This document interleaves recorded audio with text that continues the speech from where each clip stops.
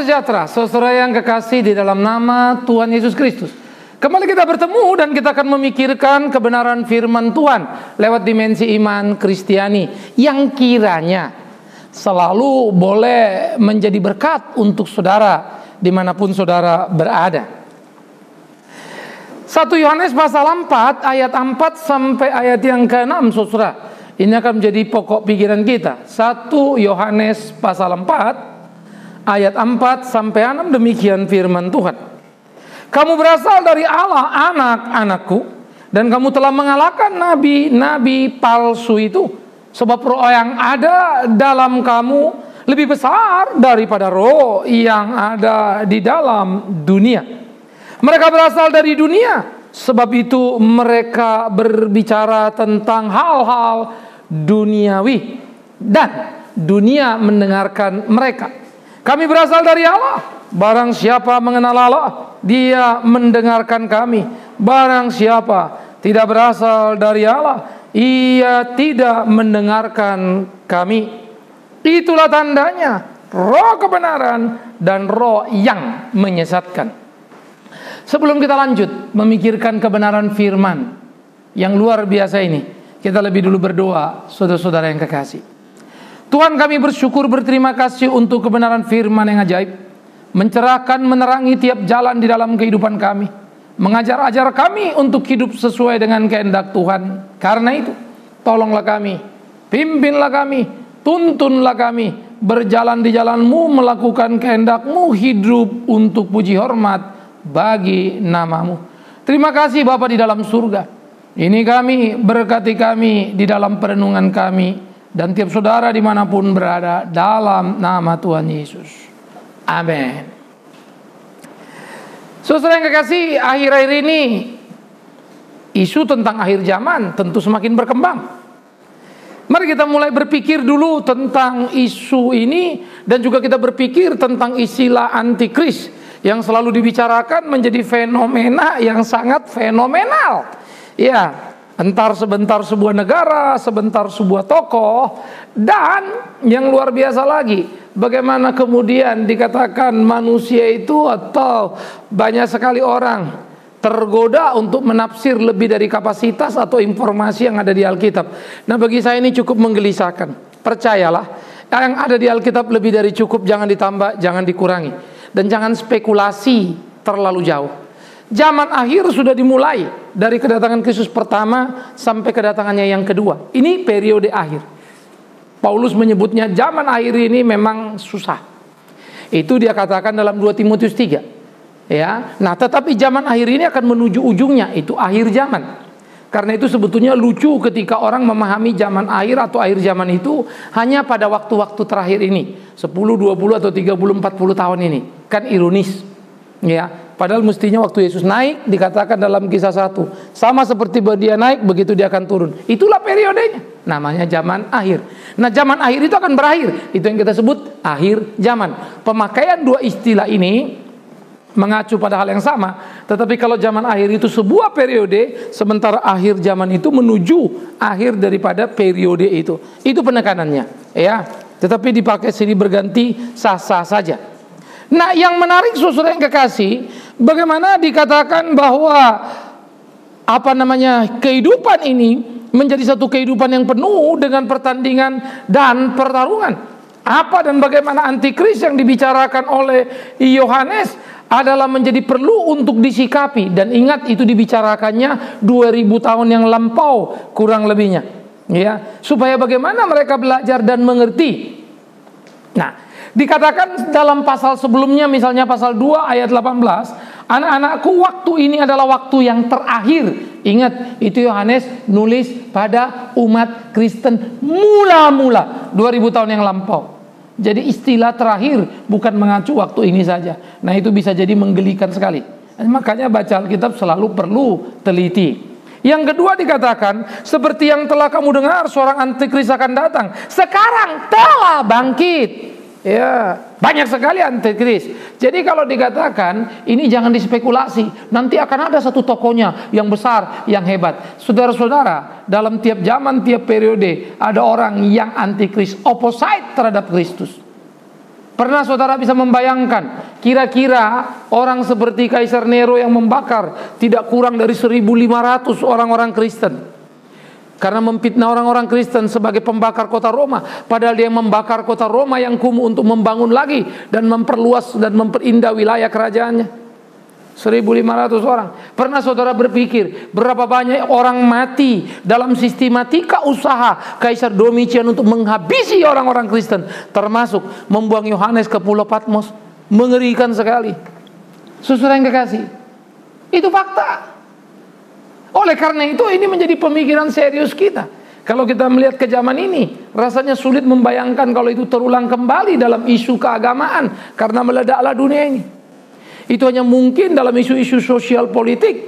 Tetapi hal-hal seperti itu pun akan dianggap genosida, pembantaian yang mengerikan, dan orang bisa digugat karena itu.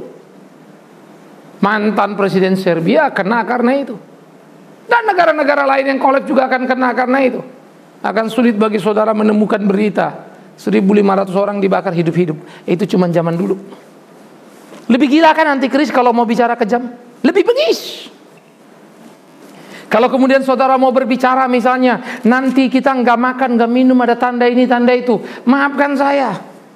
Di kitab yang sama di Wahyu pasal 2 sudah diceritakan bagaimana Smyrna miskin, susah, berat, dan difitnah, di penjara. Padahal mereka benar pada dirinya. Mereka menjadi miskin, tinggal di Smyrna, negara yang kaya. Smyrna ada di Turki, sekarang bernama Izmir, menjadi kota ketiga terbesar di Turki. Sejak dulu kota ini sangat berpotensi. Kenapa orang Kristennya bisa miskin?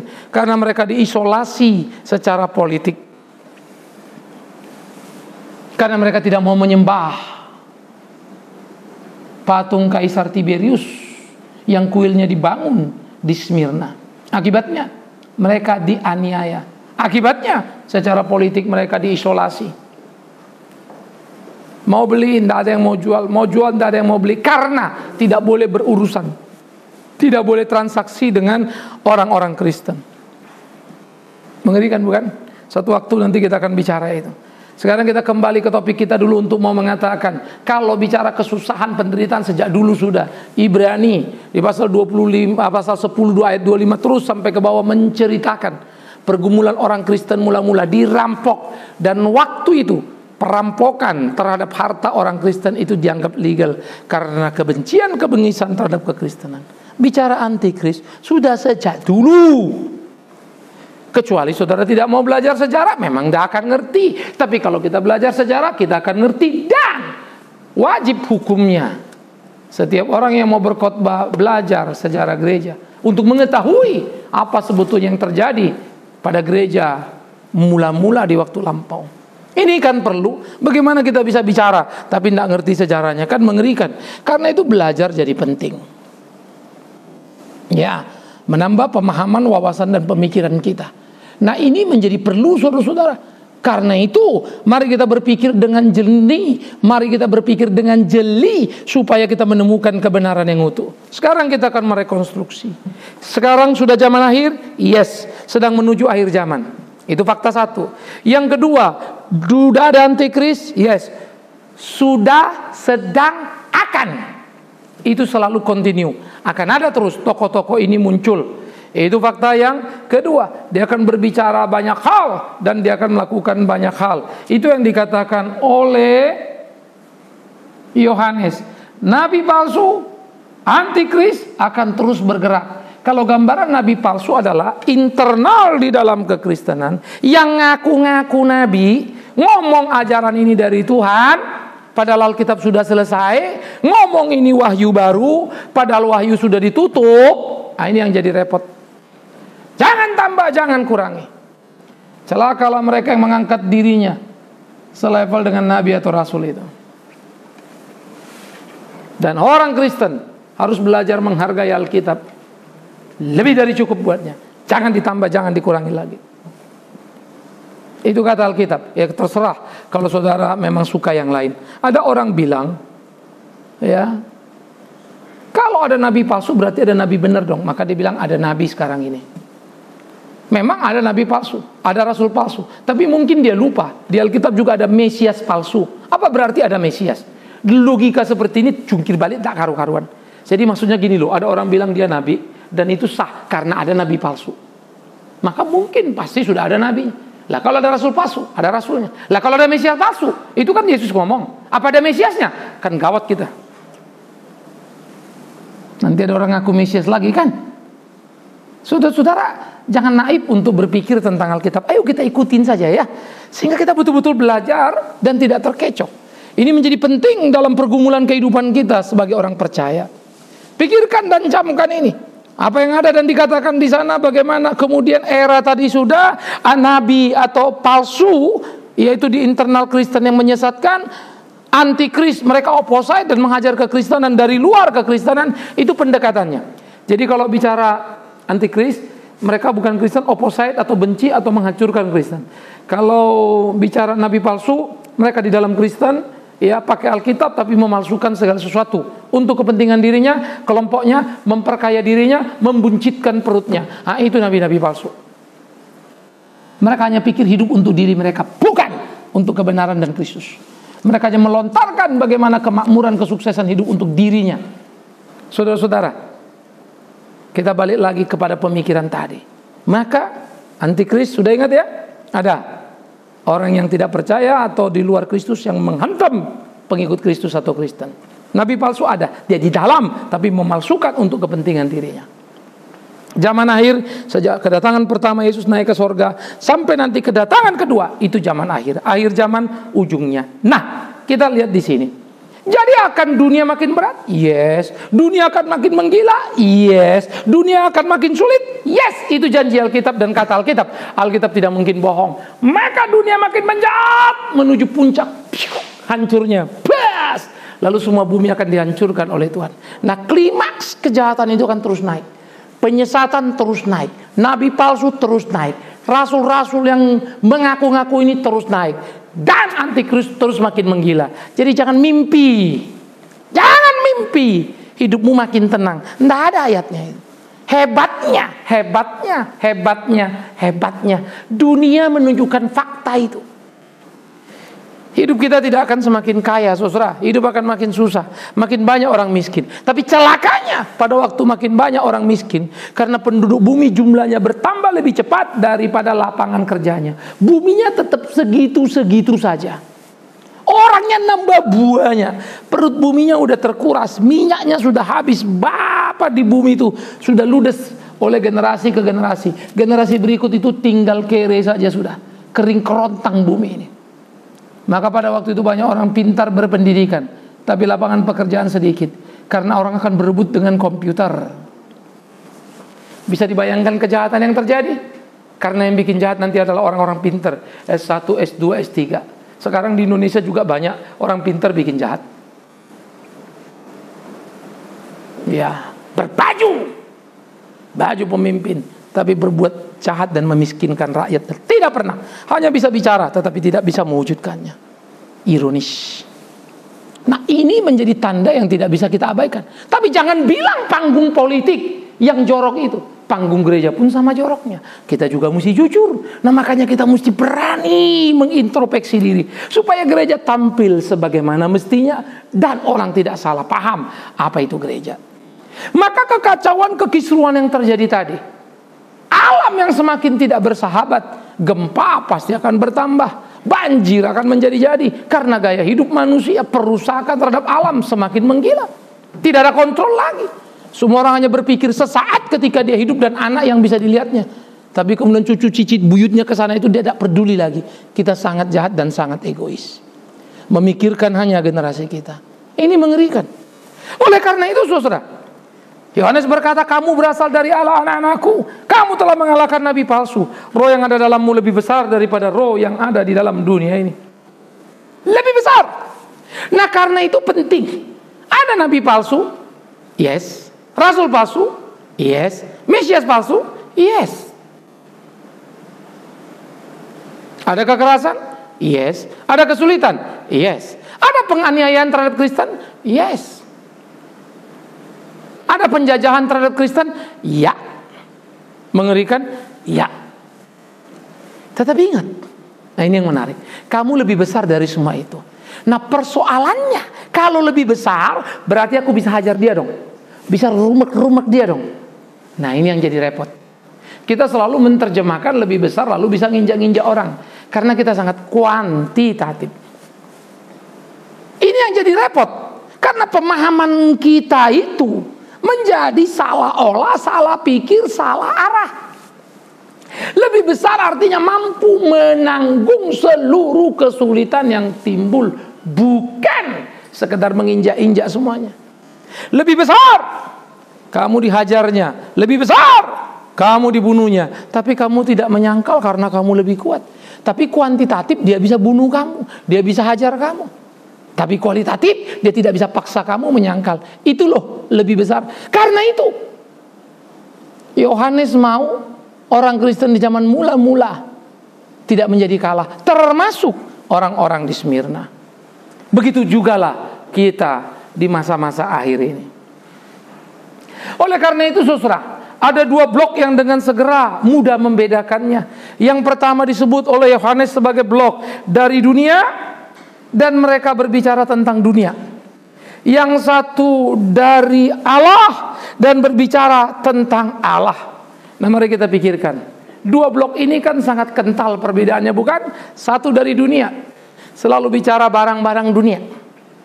Satu dari Allah, selalu bicara tentang Allah dan apa yang dikehendakinya. Nah sekarang bagaimana kalau orang bicara tentang Allah tapi semangatnya dunia? Nah itulah nabi palsu. Itulah nabi palsu. Bicaranya pakai stempel Allah, tapi semuanya untuk diri sendiri. Bicaranya tentang Allah yang berkorban, tapi untuk mengenakkan diri sendiri. Bicara makin tidak bertanggung jawab. Bicara anugerah Allah yang besar. Seberapa besar pun dosamu, anugerah Allah lebih besar. Itu betul. Tetapi seperti kata Paulus terhadap orang Roma, namun jangan berpikir engkau akan membuat dosa lebih besar supaya tambah besarlah kasih karunia-Nya. Sekarang orang ini bobokkan dengan pendekatan-pendekatan positif. Saya belajar positif thinking. Bukan tidak. Saya tahu lebihnya apa, kurangnya apa. Itu mesti dibedah. Apa pendekatan psikologisnya? Apa pendekatan filosofisnya? Kita belajar semua, ngerti itu. Memang menyenangkan. Itu sangat market oriented. Apa yang saya bicarakan, saya sadar betul market nggak akan terlalu suka, saudara. Kalau kau mau bicara tentang Allah, bicaralah sepenuhnya dan sejujurnya. Jangan bicara tentang Allah dengan semangat dunia.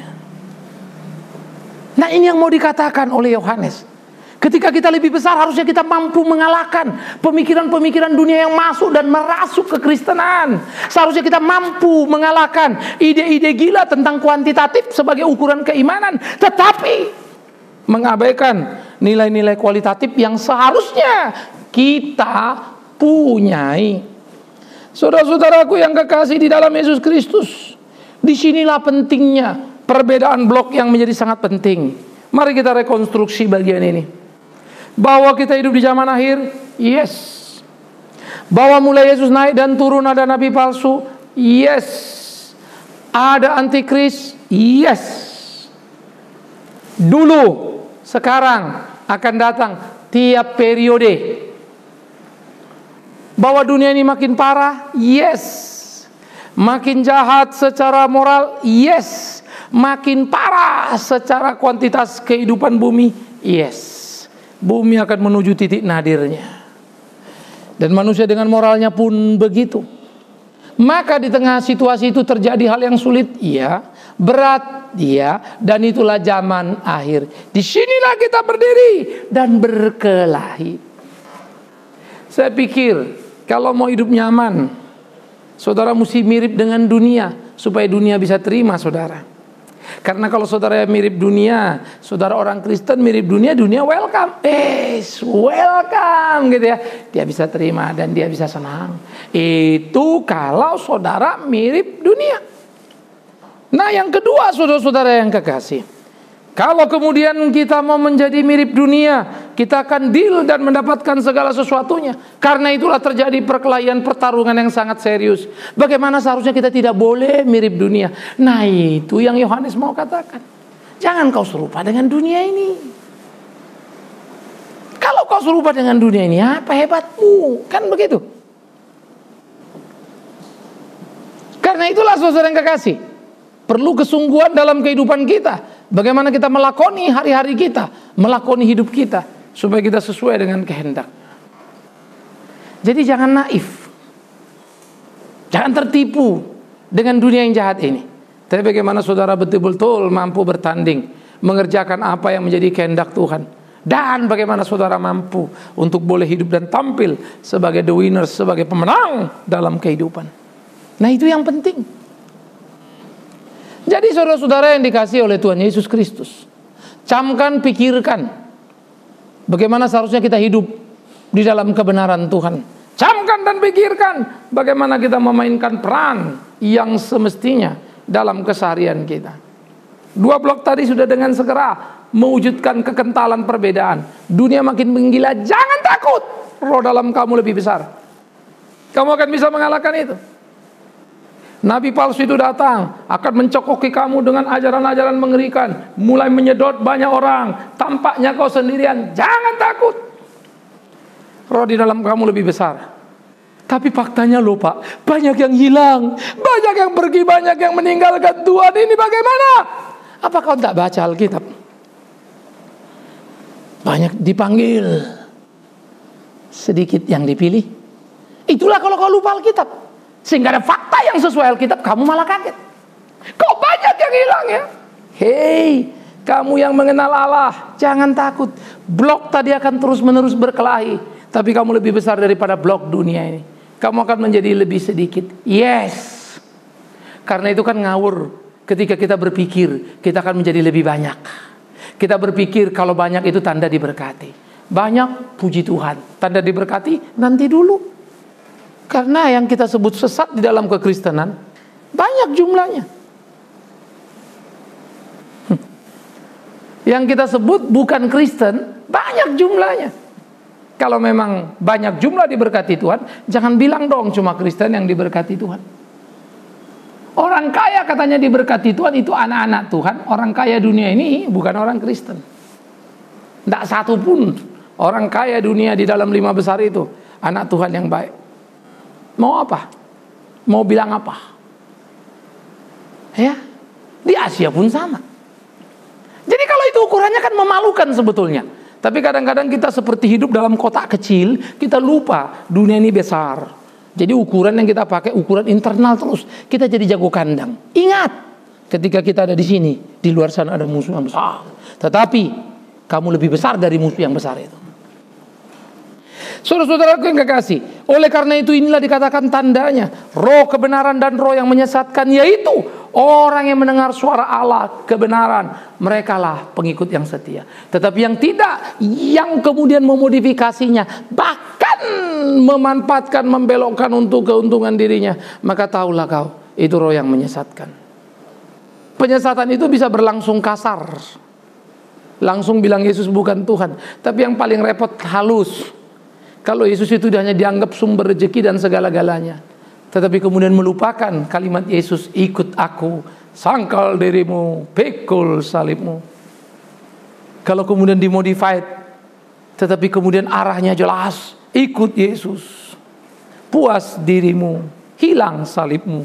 Enggak diomongin, tapi sudah kelihatan. Contohnya apa? Sederhana. Kalau orang bilang, hei kau ikut Yesus, Yesus sudah menderita untukmu, maka kau tidak akan lagi menderita karena itu. Ikut Yesus, kau lepas dari penderitaan. Padahal Alkitab bilang pikul salibmu. Saudara, ikut Yesus, kau anak raja, apa yang kau mau kau bisa. Ayo, dirimu pengen apa? Padahal Alkitab mengatakan sangkal dirimu. Saudara lihat, sekilas memang tidak akan tampak, tapi kalau kita jeli betul-betul itu kelihatan. Seorang yang ahli permata melihat sesuatu permata langsung tahu ini permata mutu apa tidak. Ya, saya berkunjung sering ke beberapa tempat. Oh ini pengolahan diamond ya, kita cuma lihat-lihat. Kadang-kadang kalau saya pikir-pikir 1 karat kecil ya sekian puluh juta, mahal amat ya. Tetapi yang suka bilang, oh ini bagus Pak, oh ya. Ini sekian slice, potongannya menarik. Oh buah, ya. Tapi saya memang nggak ahli di situ. Ya, saya melihat batu, lalu batu ini 100.000, ini 200, 500.000. Begitu saya lihat 15 juta, kaget saya. Kok batu aja 15 juta? Oh ini batu itu, dia jelaskan sama dia. Oh ya, saya nggak ngerti. Saya bukan ahli. Tapi yang ahli langsung ngerti. Tapi soal Alkitab, itu pergumulan saya, itu bidang saya. Saya tidak mau menyebut saya ahli Alkitab. Tetapi saya cukup untuk melihat kebenaran itu. Saya terus belajar dan melihat fakta. Betapa mengerikannya hidup ini. Betapa orang mulai digeserkan. Ini penyelewengan. Tapi orang lain bisa lihat tidak. Maka mereka akan bilang, saya terlalu berlebihan. Dan saya ngerti hal itu. Tetapi saya tidak bisa berhenti, bukan? Biarlah Tuhan memberikan saya kesempatan memenangkan yang sedikit itu. Yang mau setia pada Tuhan. Kiranya waktu saudara mendengar, merenungkan ini, saudara berpikir dengan jernih dan mengerti apa yang dikehendaki Alkitab dalam hidup kita. Saudaraku yang kekasih, bagaimana kita memenangkan pertandingan dalam hidup ini? Ingat, kita lebih besar. Karena itu, jangan sampai moralmu terpengaruh dengan moral dunia. Seperti Paulus bilang, orang akan jadi hamba uang, materialistis. Lalu dikatakan juga orang akan cinta diri, individualistis. Mau menang sendiri, egois. Merusak sana sini, anarkis. Memuaskan hawa nafsu, hedonis. Kau harus lebih besar, menang dan tidak tergoda, terjebak di sana. Kalau saudara tinggal di sana, engkau pecundang. Kejujuran, moral harus ditinggikan. Kalau orang memperkaya dirinya dengan cara yang salah, kau tidak perlu mengikutnya. Tuhan akan memberkatimu dengan cara Tuhan. Kalau Tuhan mau kau kaya, itu urusan gampang itu. Dia yang punya seluruh dunia ini. Tapi kalau dia mau kau memainkan peran kejujuran dalam kepedihan, kesakitan, ingat, roh di dalam kau lebih besar. Jangan menyerah. Biar Tuhan menolong kita. Tuhan membimbing kita. Karena kita lebih besar dari dunia ini. Persoalan apa boleh datang dalam hidupmu, jangan pernah lupa Tuhanmu. Godaan apapun, penyesat-penyesat itu, kau lebih besar. Karena itu, cintai Alkitab itu, mengerti supaya kau bisa menelanjangi nabi palsu itu, rasul palsu itu, Mesias palsu itu. Semoga kita tidak berkutat untuk sebuah gelar, oh saya nabi, oh saya rasul. Stop. Mari kita berkutat untuk sebuah hidup yang aktual. Tak usah kau teriakkan kau anak Tuhan, tapi kiranya orang melihatmu dan tahu memang engkau cinta Tuhan. Camkan, pikirkan, dan tanyalah. Kalau orang melihat aku, kira-kira apa kata mereka? Semoga saudara punya jawabnya. Bahwa memang oleh Roh Allah kita menjadi lebih besar dari dunia ini. Kita pemenang, bukan pecundang. Semoga Anda di sana. Amin. Saudara-saudara, doakan terus pelayanan dimensi iman Kristiani. Perenungan-perenungan yang coba kita sampaikan seringkali memang menggelitik, menggugat, kadang-kadang mengejutkan. Tapi kami memang tak ingin menyelubungi kebenaran. Biarkan dia muncul ke permukaan seutuhnya. Tak ada maksud apapun kecuali satu, menyuarakan kebenaran itu. Doakan, dukung terus pelayanan ini. Kehadiran saudara, keterlibatan saudara menjadi kesenangan tersendiri di dalam kita melayani Tuhan yang hidup itu. Tuhan memberkati, kita berdoa. Terima kasih ya Tuhan untuk firman hidup yang mengingatkan. Terima kasih untuk Roh-Mu yang membuat kami lebih besar dari dunia ini. Terima kasih untuk semuanya. Terpujilah nama-Mu. Tolong kami, tuntun kami, bimbing kami supaya di hidup kami selalu memuliakan Tuhan. Demi Yesus Kristus Tuhan kami berdoa, kami bersyukur, dan biarlah kami menjadi orang yang dikenal memang setia kepadamu, hidup dalam moral yang benar, menelanjangi kesesatan nabi palsu, rasul palsu, Mesias palsu itu. Terpujilah Tuhan yang akan datang kembali. Itulah penantian kami. Amin.